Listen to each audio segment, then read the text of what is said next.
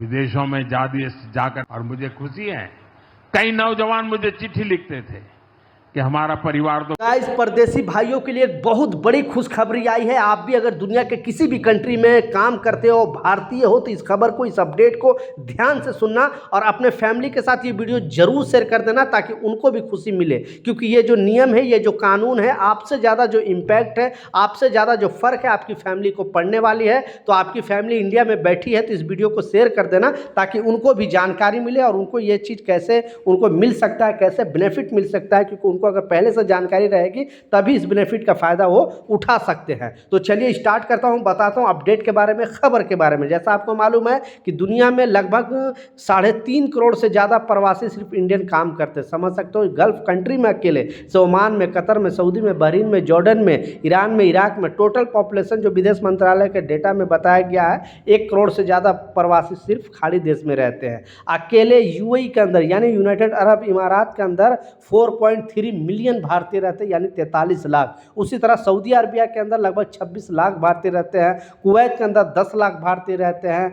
Qatar के अंदर 7.5 lakh, Oman के अंदर 5.5 लाख और बहरीन के अंदर 3.5 लाख। उसी तरह जॉर्डन में भी बहुत सारे भारतीय रहते हैं, इराक में भी कुछ भारतीय रहते हैं। इस तरह से मतलब टोटल पॉपुलेशन 1 करोड़ बताया गया है। बाकी जो है वो यूरोपियन कंट्री में है, जैसे आप यूके के ले लो, यूएस के ले लो या फिर इटली के ले लो। तो टोटल पॉपुलेशन जो जैसा बताया गया है विदेश मंत्रालय द्वारा ये डेटा दिया गया है। अब प्रवासियों के लिए एक नया अपडेट जारी किया गया है, एक नया खबर जारी किया गया है। इस चैनल को जरूर सब्सक्राइब कर लेना क्योंकि लेबर से रिलेटेड कोई भी अपडेट आता है, कोई भी न्यूज आता है, मैं अपने चैनल पर आपके लिए डालते रहता हूं। और एक लाइक जरूर कर दे ताकि इस तरह का कोई अपडेट आए, कोई खबर आए तो मुझे हौसला मिले आप लोग के लिए न्यूज़ बनाने के लिए, अपडेट देने के लिए। तो चैनल को जरूर सब्सक्राइब, एक लाइक जरूर कर दें।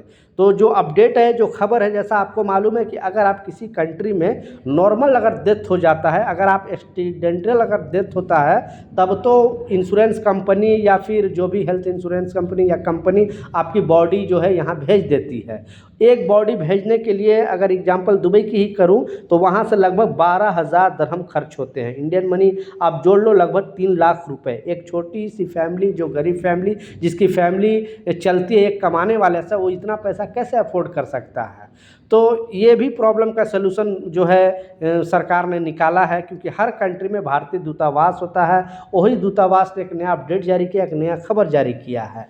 अब ये भी है दूसरा, अगर उसका नॉर्मल डेथ हो जाता है तो उसे कोई मृत्यु मतलब उसको कोई मुआवजा नहीं मिलता है। अगर एक्सीडेंटल डेथ होता है तब इंश्योरेंस कंपनी थोड़ा बहुत मुआवजा या कंपनी भी देती है। लेकिन अगर नॉर्मल डेथ हो जाता है, बहुत सारे लोगों का हार्ट अटैक से हो जाता है या कोई बीमारी से भी डेथ हो जाता है, तो उसको कोई मुआवजा नहीं मिलता है। तो उसकी फैमिली सिक्योर नहीं हो पाती है, उसकी फैमिली चल नहीं पाती है। तो अब यूएई में रहने वाले ने भारतीय एम्बेसी, बेसिकली यूएई में जो भारतीय एम्बेसी है, क्योंकि ये स्टार्ट यूएई से हो रहा है और हो चुका है, अब आने वाला दिनों में बाकी खाड़ी देश में भी ये अपडेट जारी हो जाएगा क्योंकि सबसे ज़्यादा पॉपुलेशन इंडियन का वहाँ पे है, इसलिए वहाँ पे ये नियम लागू किया गया है कि अगर आप आप साल का अगर 35 दिरहम देते हैं और आपको नॉर्मल डेथ हो जाता है, नॉर्मल मृत्यु हो जाता है, तो आपको फैमिली का 35,000 दिरहम वहाँ पे आपको मिलेगा, आपकी फैमिली को मिलेगा नॉमिनी का। तो इंडियन मनी लगभग 8 लाख रुपए हो गया। उसी तरह अगर साल का 50 दिरहम देते हो तो 50,000 दिरहम मिलेगा। समझ लो वहाँ पे आप 12-13 लाख रुपए हो गया। और अगर 75 दिरहम वाला करते हो तो आपको 75,000 दिरहम मिलेगा। तो 17 से 18 लाख रुपए आपको हो गए। और नॉर्मल मृत्यु पे भी होगा या फिर एक्सीडेंटल भी होता है तब भी, ताकि उसकी फैमिली को कोई सपोर्ट भी मिले। और उसकी बॉडी भी मंगाने के लिए, यानी उसका बॉडी नॉर्मल डेथ हो जाता है तो उसके लिए 12,000 दिरहम अलग से दिया जाएगा। ये भारत सरकार ने ये नियम लागू किया है। ये नियम कैसा लगा नीचे कमेंट सेक्शन में ज़रूर बताना। अगर इस इंश्योरेंस में आपको भाग लेना है तो भारतीय एम्बेसी में जाकर आप वहाँ पर रजिस्ट्रेशन कर सकते हो। पासपोर्ट, वीज़ा कॉपी लेकर, इमरेत ID लेकर जाओगे तो वहाँ पे आपका रजिस्ट्रेशन कर दिया जाएगा। तो ये करने में बेहतर है क्योंकि हमारे जाने के बाद कम से कम हमारी फैमिली को कुछ ना कुछ सुरक्षा तो मिलनी चाहिए। तो ये कुछ अपडेट था, कुछ जानकारी था। मिलता हूँ नए अपडेट के साथ, नई जानकारी के साथ। जब तक जय हिंद।